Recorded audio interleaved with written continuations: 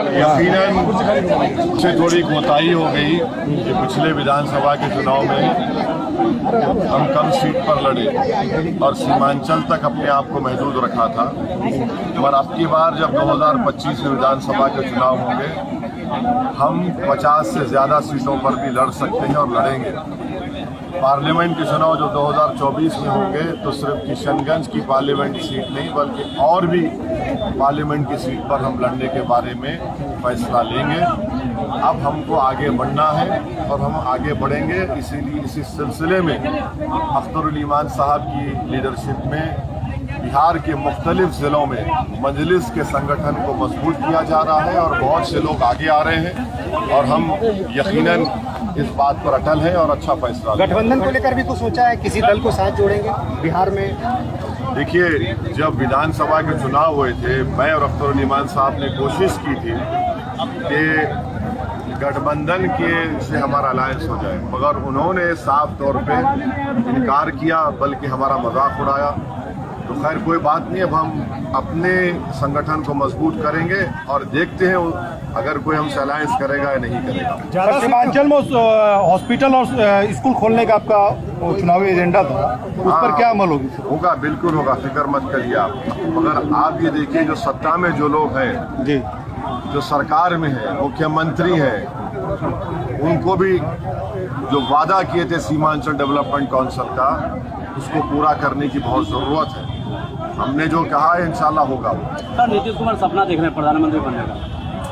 हाँ, वो तो कह रहे हैं ना कि उनके लोग कह रहे हैं कि वो बहुत अच्छे प्रधानमंत्री बन सकते हैं, ये बन सकते हैं। महानंदा पुल के बारे में, महानंदा, देखिए नीतीश कुमार अब क्या क्या पलटेंगे, कितना बदलेंगे, वो ही बता सकते हैं। बागेश्वर को लेकर जो बातें हो रही है वो हिंदू राष्ट्र, मुझे देखिए, हम उसके एक्सपर्ट नहीं हैं। हम इतना बता सकते हैं कि जो संविधान बाबा साहेब अम्बेडकर ने बनाया, जब तक वो संविधान रहेगा, इंडियन नेशनलिज्म ही रहेगा। अगर कोई इससे हटकर बात करेगा तो वो भारत के संविधान का दुश्मन है, भारत अम्बेडकर का वो दुश्मन है और हमारे उन अजीम बुजुर्गों का जिन्होंने इस मुल्क को अंग्रेज़ों की गुलामी से आज़ादी दिलवाई और भारत का संविधान बनाया, वो उनके ख्वाबों के खिलाफ और उनकी मेहनत को रायगा करने की बात होगी अगर कोई इस तरह ये एजेंडा लेकर। उनके कार्यक्रम में भीड़ बहुत आ रही है, 1 लाख लोग जुट गए महाराष्ट्र में। सर, पुल की समस्या को आपने सीमांचल में देखा, इसको संसद में कैसे उठाएंगे? हम संसद में उठा चुके हैं। आर्टिकल 371 के तहत हमने एक प्राइवेट मेंबर्स बिल लोकसभा में दाखिल किया है कि सीमांचल डेवलपमेंट काउंसिल बननी चाहिए और जो वो बनेगा तो वही डेवलपमेंट काउंसिल ये तय करेगा कि सीमांचल का पैसा पहले पुल पर लगेगा, स्कूल पर लगेगा, अस्पताल पर लगेगा, रोड पर लगेगा। तो इसीलिए हम और भी रेलवेज का मसला है, जलालगढ़ से किशनगंज, पूर्णिया एयरपोर्ट का मसला है, पटना हाई कोर्ट में बेंच को बनाने का मसला है, ये सब उठाएंगे। हम कोशिश कर रहे हैं, करते रहेंगे। सर, 2024 की तैयारी यहीं से होगी सीमांचल से? सर, यूपी में जो है 2024 की चुनाव की तैयारी होगी वो होगी, मगर ये जो सीमांचल का मसला है ये सिर्फ राजनीति के तक का मसला नहीं है। बिहार सरकार ने रमजान में 1 घंटे की रियायत दी है लोगों को। एक बात सुनिए, हम सब सुन लिए, हम जब रोज़ा रखते हैं तो नीतीश कुमार या तेजस्वी यादव के नहीं रखते। हम रोज़ा इसलिए रखते क्योंकि अल्लाह सुब्हानहू व तआला ने मुसलमानों को यह कहा कि रोज़ा रखो और वो फ़र्ज़ है हर सेहतमंद मुसलमान के लिए। अगर आपको मुसलमानों से इतनी मोहब्बत है तो वो टीचर के पोस्ट खाली हैं, उसको पूरा कर दीजिए ना। मदरसा बोर्ड का चेयरमैन बनाइए, माइनॉरिटी कमीशन का चेयरमैन बनाइए। आपको मुसलमानों से इतनी मोहब्बत है तो फिर आपने वो 8 साल के बच्चे रिजवान को 8 दिन अपनी माँ से दूर क्यों रखा? अगर आपको मुसलमानों से मोहब्बत है तो फिर ये गाया समस्तीपुर में मॉब लिंचिंग के जो वाकयात हो रहे, रुकाइए उसको। वैशाली में एक मुस्लिम लड़की को, गुलनाज को पानी में डुबो कर मार दिया गया और आपका मुस्लिम विधायक वहाँ पर जाता नहीं है डरने के लिए। का विरोध कर रही है बीजेपी इस रियायत। हम ये कह रहे हैं कि ये मुसलमानों के ये मसले हैं, आप इन मसलों को हल करिए। रोज़ा हम रहते हैं 11 घंटे 11:30 घंटे, अब आप एक इफ्तार की दावत करेंगे टोपी पहन लेंगे।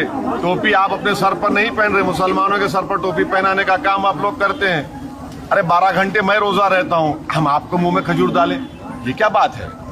अरे भाई जो बुनियादी बात है उस पर काम करिए ना। और तेजस्वी यादव को हम पूछना चाह रहे हैं, भाई अब्दुल बारी सिद्दीकी ने तो ये तक कह दिया कि मैंने अपने बेटा और बेटी को कहा कि भारत को मत आइए। इनको डर है, इनका डर निकल आइए आप। सर यूपी से मस्जिदों से लाउड स्पीकर उतारने की बात हो रही है। देखिए यूपी में जो बुलडोजर की जो सियासत हो रही है वो संविधान के खिलाफ हो रही है। सर क्या राहुल गांधी को माफी मांगना चाहिए? हाँ? राहुल गांधी को माफी मांगना चाहिए। किस बार है राहुल गांधी को माफी मांगना चाहिए? मुझे नहीं मालूम आप क्या बात कर रहे हो, वो उनसे पूछिए। वो कांग्रेस दो बात कह रहे हैं, एक तो विदेश में जो उन्होंने बयान दिया, उनसे पूछिए। और महिलाओं को लेकर जो बातें की, दिल्ली पुलिस पहुंच गई उनके घर पे नोटिस। वो बताएंगे दिल्ली पुलिस को, हमको क्या मालूम। हमको जो मालूम हम बता रहे हैं आपको। सर बीजेपी के द्वारा लगातार ये बोला जा रहा है मुसलमानों को वोट का अधिकार छीन लेनी चाहिए, लगातार बयान आ रहा है भाजपा के नेताओं। आपकी यात्रा से पहले भाई नरेंद्र मोदी भारत के प्रधानमंत्री को इस पर बोलना चाहिए। क्या वो भी इसकी तायद करते हैं? वो कब तक खामोश बने बैठे रहेंगे? कुछ तो बोलिए प्रधानमंत्री जी। आप जाकर बड़ा G20 में 10 बातें करते हैं, ये सब होता है, फिर ये लोग क्या कर रहे हैं? इनको बताइए। भारत के प्रधानमंत्री को बोलना चाहिए कि उनका असली मौक़िफ़ क्या है। घुटने भर पानी में चलने का अनुभव कैसा रहा एक दिन में, जबकि यहाँ लोग सालों साल ऐसे ही चलते? वही तो हम बोल रहे हैं आपको, आप बिल्कुल सही कह रहे हैं। जनाजा उठाकर लेकर जाते हैं, शादी ब्याह में दुल्हन जाती है, हम तो तकलीफ महसूस भी नहीं कर पाएंगे, ये हम ईमानदारी से कह रहे हैं आपसे। मगर हम चलकर देखें कम से कम। आप बताइए, बरसों से ये हाल है। 3 बच्चे पिछले महीने डूब कर मर गए, रेती निकाल रहे थे। यही तो हम कह रहे हैं कि भाई ये कौन सा विश्व गुरु, कौन सी हम सब बातें करते हैं हम लोग, जब 2023 में इस तरह की ये लोग चलकर जा रहे हैं। तो यही असल मुद्दा तो ये है। असल भारत को अगर कोई चीज कमजोर कर रही है, उसको सुपर पावर बनने से रोक रही है, तो ये चीजें हैं। आप पुल बनाइए ना, कौन रोक रहा है आपको पुल बनाने से? रमजान के बाद फिर आएंगे आप? चुनावी तैयारी शुरू कर दी? बिल्कुल आते रहेंगे, बिल्कुल आएंगे। बहुत पहले तैयारी शुरू कर दी। प्रदेश बनाने की योजना चल रही है, केंद्र शासित प्रदेश। अरे ऐसा अगर सोच रहे हैं तो फिर पूरा सीमांचल खड़ा हो जाएगा। फिर पूरा सीमांचल खड़ा हो जाएगा, कोई नहीं बैठेगा खामोश। फिर कोई तरीका है कि आप संविधान के खिलाफ कोई काम करेंगे और यूटी बनाएंगे? इसको किस बिना पर बनाएंगे? हम कंडेम करते हैं अगर इस तरह की सोच अगर भाजपा में है। अब ज्यादा सीटों पे लड़ेंगे। मिला है हमेशा एमयू सेंटर किशनगंज मंडी, अब तक फंड नहीं मिले। एमयू सेंटर को प्रदेश सरकार भी फंड दे सकती है, उनके एजुकेशन डिपार्टमेंट से फंड दीजिए। और कांग्रेस के नेताओं को माफी चाहनी चाहिए जो उन्होंने झूठ बोला है।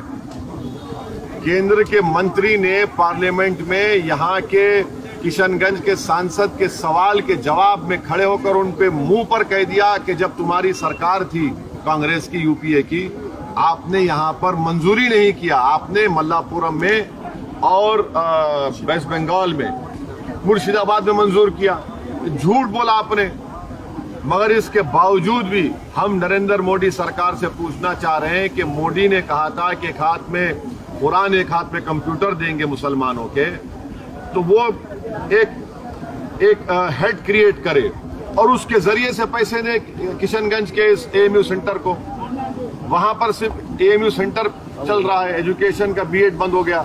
और क्या नरेंद्र मोदी की सरकार जो काम कांग्रेस नहीं करी, आप करिए। चलिए दिखाइए अपनी मोहब्बत को सीमांचल से और ऐलान करिए कि एएमयू का सेंटर हम खोल रहे हैं। कौन रोक रहा है उनको रोकने से? ये तो एजुकेशन का मामला है ना, इसमें राजनीति क्यों होनी चाहिए? अब ज्यादा सीटों पे लड़ेंगे, यानी तेजस्वी नीतीश की मुश्किल आप और बढ़ाएंगे? अरे क्या भाई, हम इलेक्शन जब लड़ते हैं तो अपने लिए लड़ते हैं, आप जीतने के लिए लड़ते हैं। वो सीमांचल की मुश्किलों में रोज इजाफा कर रहे हैं, आसमान तोड़कर डाल दिए सीमांचल की जनता पर। लेकिन आप भी मुश्किल बढ़ाएंगे। सीटों पर आपने चुनाव, अभी फिलहाल जो गोपालगंज उपचुनाव हुए वहां पर आपने जो वोट लिया उससे महागठबंधन के उम्मीदवार को हार मिल गई। तो कहा तो यही जा रहा है कि बीजेपी कहा तो ये भी जाता है ना कि किशनगंज की एक पार्लियामेंट की सीट हम लड़े तब भी बीजेपी नहीं जीती, और पूरे माबाकी सीट पर बीजेपी जीत गई तो उनको क्या बोलेंगे? उनको कौन सी टीम बोलेंगे? सवाल यह है कि आप एक मुसलमान नेता को ही बदनाम करना चाहते हैं, मगर जब आप बीजेपी को नहीं हरा पाते तो आप तो दूध के धुले हुए हैं, आपसे कोई गलती हो ही नहीं सकती। 306 एमपी बीजेपी जीत गई 2019 में और हम सिर्फ 3 लोकसभा की सीट लड़े हैं। 186 लोकसभा सीट पर कांग्रेस और बीजेपी का डायरेक्ट मुकाबला हुआ है और कांग्रेस सिर्फ 16 सीट जीत पाई है। अब क्या हर एक का जिम्मेदार हमको खड़ा कर देंगे? अब कल सुबह में गाय और भैंस दूध नहीं देंगी, नहीं ओवैसी सामने से गया था। मुर्गी अंडा नहीं देगी तो हम जिम्मेदार। अरे तुम में काबिलियत नहीं है मोदी को हराने की तो हम काहे के जिम्मेदार? तुम जिम्मेदार। आप जो अपना स्टैंड बदलते हैं, माने कपड़े जिस तरह बदलते उस तरह बदलते हैं, कभी बीजेपी तो कभी राजद, तो आप जनता को क्या पैगाम दे रहे हैं? हम चुनाव लड़ेंगे और जो सीमांचल से इंसाफ नहीं करेगा उनको हराएंगे और हम जीतेंगे। आप तैयार हो जाइए, हम लोग खामोश नहीं बैठने वाले। तेजस्वी यादव लगातार आपकी बागवानी उजाड़ने में लगे। तेजस्वी यादव आपकी बागवानी उजाड़ने में लगे। कौन? आपने सजाया था तेजस्वी यादव। हाँ, ये तो दौलत के बलबूते पर उन्होंने हमारे 4 एमएलए को खरीद लिया। अब आप देखिए, महाराष्ट्र में उद्धव ठाकरे की सरकार चले गई तो ये तमाम सेक्युलर पार्टी के लोग इतना पुकार रहे हैं कि लोकतंत्र का मर्डर हो गया। अब यहां पर जो 4 एमएलए तुमने खरीद लिए दौलत के बलबूते पर, तो ये लोकतंत्र का कत्ल नहीं हुआ? यानी तुम्हारी लड़ाई सिर्फ सत्ता की है और तुम इस बात को बर्दाश्त नहीं कर सकते कि अख्तरुल ईमान एक नेता बन के उभर रहा है बिहार में, तो तुम उसको रोकना चाहते हैं। जो सीमांचल की जनता और बिहार की जनता तुमको बर्दाश्त नहीं करेगी। तुम्हारा देख लिए खेल, तुमने पैसा देकर उनको खरीद लिया। अब बताओ कौन सी राजनीति आप कर रहे हैं? बड़े दावे करते हैं आप, भाई आप में और मोदी में तो कोई फर्क ही नहीं रहा। जो मोदी ने महाराष्ट्र में किया आपने बिहार में किया, तो आप दोनों की तो राम और श्याम की जोड़ी है। विपक्षी एकता को लेकर क्या कहेंगे जो देश भर में कोशिश चल रही है? विपक्ष की एकता को अगर आप बात कर रहे हैं तो आपको ये बात समझनी चाहिए कि हम आपके गुलाम नहीं हैं, कि आप हमारे कोई स्कूल के मास्टर नहीं है कि हम आपके फैसले पर सर झुका लेंगे। बातचीत होगी तो मान सम्मान से होनी चाहिए। अगर आप मान सम्मान से बातचीत करेंगे तो सब बातचीत होगी। अगर आप बोलेंगे नहीं मैं ही खड़ा हो जाऊंगा, मेरे पीछे आके खड़े हो जाओ, अरे भाई साहब कभी आपने अपने गिरेबान में झांक कर भी देखा कि कितने छेद आपने सेकुलरिज्म के नाम पर मारे हैं? कभी वो भी तो देख लीजिए। नीतीश, केसीआर, ममता, इनमें से किसकी पहल आपको ठीक लग रही है? देखिए, केसीआर ने तेलंगाना में काम किया। केसीआर ने तेलंगाना की जनता से जो वादे किए किसी हद तक उसको पूरा किया। तेलंगाना एक लैंडलॉक्ड एरिया है, मगर देश का सबसे ज्यादा per capita income gross state domestic product Telangana का है। तेलंगाना में एक जमाने में सबसे ज्यादा पंप सेट इस्तेमाल किए जाते थे। आज तेलंगाना में सबसे सेकंड हाईएस्ट प्रोड्यूसर है तेलंगाना फिश का। लाखों एकड़ जमीन को उसने पानी लेकर आया, तो उसने काम किया। उसके पास एक विजन है केसीआर के पास। अब नहीं मालूम उस विजन को कहां तक लोग एक्सेप्ट करेंगे, वो क्या करेंगे हमको नहीं अखिलेश मालूम। ममता तो अलग हो गए, उन्होंने अलग। हाँ नहीं, अब देखिए क्या होता है, हम इस बारे में क्या बोलेंगे। आप कहाँ जा रहे हैं? हाँ? आप किनके साथ? हम समंदर के तूफान में अपनी कश्ती को लेकर चल रहे हैं। हाँ, ये तूफान में हमारी कश्ती चल रही है और इंशाअल्लाह ताला जरूर मंजिल मकसूद को पहुंचेंगे। सर, विधानसभा चुनाव के बाद सीमांचल आए हैं, फिर कब आएंगे? रमजान के बाद आएंगे। हम आए, हम निया इसलिए थे क्योंकि ये जो 4 बेईमान थे जो दौलत के आगे अपने घुटने टेक दिए, अपना ईमान बेच दिए, इन्होंने हमको बोला कि सर ये प्रोग्राम कभी लगाएंगे, ये प्रोग्राम लगाएंगे, ऐसा ही उन्होंने टाइम पास कर दिया।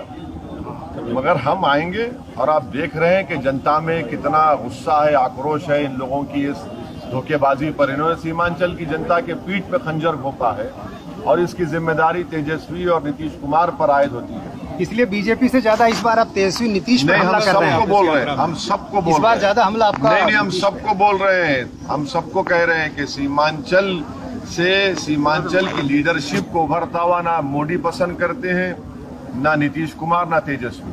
अगर इसे आपकी कमजोर होती पकड़ के तौर पर क्यों ना देखा जाए, जो 4 लोग निकल गए आपके हाथ से? कमजोर आप समझ रहे होंगे, आप देख लीजिए ये चारों का क्या नतीजा निकलेगा और इन पार्टी का क्या नतीजा निकलेगा। अभी तो आगे है ना घोड़ा मैदान, 24 आइंदा साल है, फिर 25 है। जो धोखा देकर भाग जाता है जनता को, वो खुद कमजोर होके पड़ा है। अब उनको कोई पूछता भी नहीं है इन बेचारों को। पैसे दिए गए थे इनको, कुछ खबर मिली? नहीं, इनको तो बहुत मलाई दी गई थी, हम तो सुने, भले लालच दिया गया था। दौलत है ना, सत्ता में है।